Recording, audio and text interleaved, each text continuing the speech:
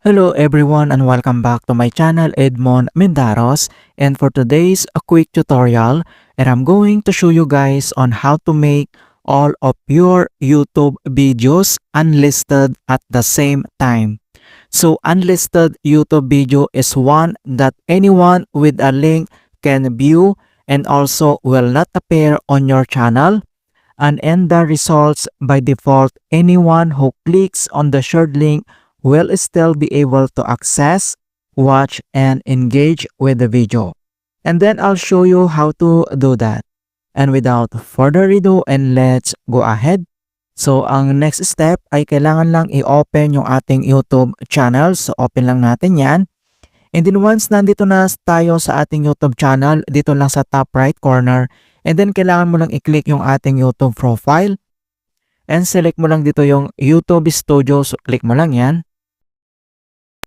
And dito sa ating channel dashboard, dito lang sa left side menu, and then kailangan mo lang i-select dito yung content. So click mo lang yan. And once na-open mo na tong content, so nandito lahat yung ating YouTube videos. Kung paano ba natin i-unlisted ito at the same time. So ang next step, dito lang sa taas ay makikita mo dito yung video and i-click mo lang tong box. And then next step, mag-a-appear ka agad dito yung options and settings selections.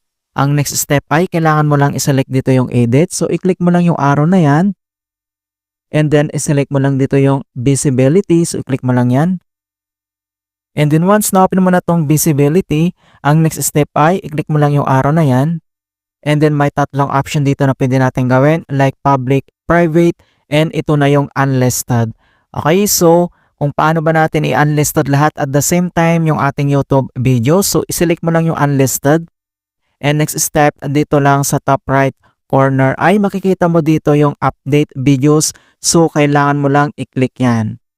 Alright, so once na-click mo na yan, automatic na unlisted na lahat. Alright, so ganun lang po kasimple on how to make all your YouTube videos unlisted at once, updated 2025.